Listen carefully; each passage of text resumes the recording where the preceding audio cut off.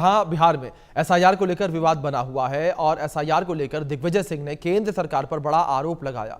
Bihar SIR को लेकर दिग्विजय सिंह का बयान सामने आया, कहा कि एक भी रोहिंग्या या बांग्लादेशी का नाम काटा हो तो बताइए। एक भी रोहिंग्या मुसलमान या फिर बांग्लादेशी चिन्हित नहीं हुआ है। एसआईआर पर केवल बयानबाजी करके गुमराह किया जा रहा है। ये बड़ी खबर जो इस बीच निकलकर सामने आ रही है। दिग्विजय सिंह का एक बड़ा ये बयान निकलकर सामने आया और केंद्र सरकार पर दिग्विजय सिंह हमलावर होते नजर आए हैं। कांग्रेस के वरिष्ठ नेता दिग्विजय सिंह ने बिहार में विशेष गहन पुनर्निरीक्षण यानी कि एसआईआर को लेकर बड़ा बयान दिया।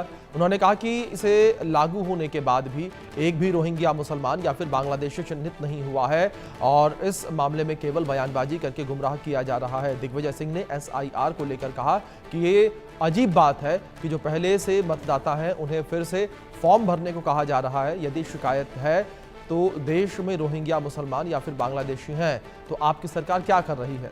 किसी गांव के किसी पोलिंग बूथ पर एक नाम भी नहीं बता पाए हैं कि व्यक्ति भारत का नागरिक नहीं है, केवल बयानबाजी करके गुमराह करना चाहते हैं। उन्होंने पूछा कि क्या किसी भी बांग्लादेशी, रोहिंग्या मुसलमान या नेपाली का नाम कटवाया है? हमारे सहयोगी शैलेंद्र कुमार बने हैं, उनका रुख करेंगे अपडेट्स के लिए। शैलेंद्र जी, जिस तरीके से अभी बातचीत हम लगातार कर रहे थे कि विपक्ष लगातार एसआईआर के मुद्दे पर हमलावर है और इसी कड़ी में दिग्विजय सिंह का बयान सामने आया और उन्होंने बड़ा आरोप लगाया कि एसआईआर के मुद्दे को लेकर के जिस तरीके से आप यहां पर वोटर लिस्ट रिवाइज्ड हो रही है, एक भी रोहिंग्या का नाम निकलकर सामने नहीं आया, केवल और केवल लोगों को गुमराह किया जा रहा है। देखिए, अपनी अपनी राजनीति है, अपनी राजनीतिक जो राजनीति को आगे बढ़ाने के लिए, अपनी पार्टी की राजनीति को बढ़ाने के लिए नेता बयान देते हैं। दिग्विजय सिंह के बयान को इसी कड़ी में देखा जाना चाहिए, क्योंकि साफ तौर पे है एसआईआर को लेकर सबसे बड़ा सवाल किसने उठाया है।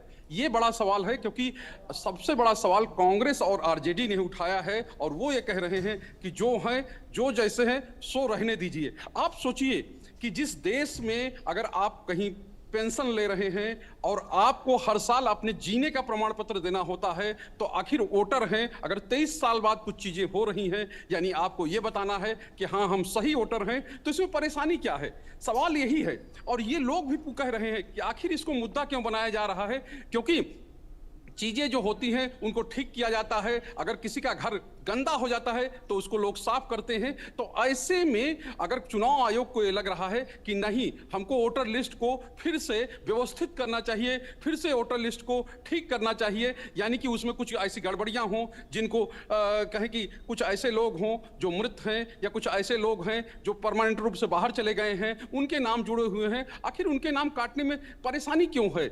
आखिर ये सवाल क्यों उठाया जा रहा है? क्योंकि यही प्रक्रिया जो है चुनाव आयोग अपना रहा है और ऐसे में कहें कि सबसे बड़ा सवाल जो है विपक्ष की ओर से उठाया गया। हालांकि सत्ता पक्ष के जो लोग हैं यानी बीजेपी के लोग जो हैं वो ये कहते रहे हैं कि हम बाहर के लोगों, यानी कि उनकी तरफ से भी एक मुद्दा बनाने की कोशिश हो रही है बाहरियों को लेकर कि हम उनको वोटर लिस्ट में शामिल नहीं होने देना चाहते हैं। और इसी परिप्रेक्ष्य में दिग्विजय सिंह हैं, उन्होंने बयान दिया है। लेकिन इन बयानों के बीच सच्चाई यही है कि चुनाव आयोग जो है वो अपनी प्रक्रिया में लगातार आगे बढ़ रहा है और सुप्रीम कोर्ट ने जिस तरह की टिप्पणियां की हैं, या आप ग्रामीण स्तर पर, ग्रामीण लेवल पर आप चले जाइए, आप गांव में जाकर बात कीजिए, कहीं पर भी इस मुद्दे का कोई असर नहीं है। और साफ तौर पे है जो लोग हैं, जो वोटर्स हैं, वो अपना प्रमाण देने के लिए तैयार हैं और उन्होंने प्रमाण दिए हैं। और यही वजह है कि 99.5% तक जो एसआईआर के बाद जो लिस्ट आई थी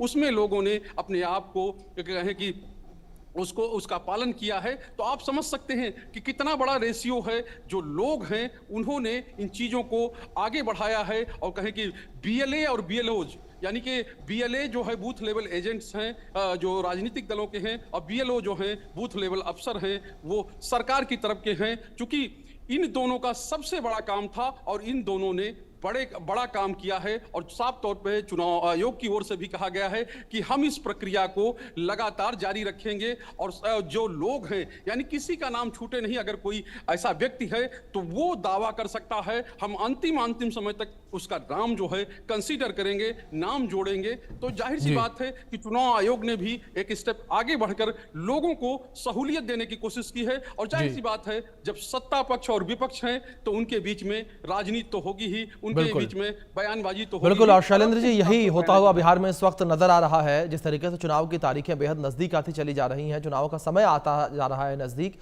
पक्ष विपक्ष आमने सामने है। फिलहाल बहुत शुक्रिया आपका जुड़ने के लिए, अपडेट्स के लिए।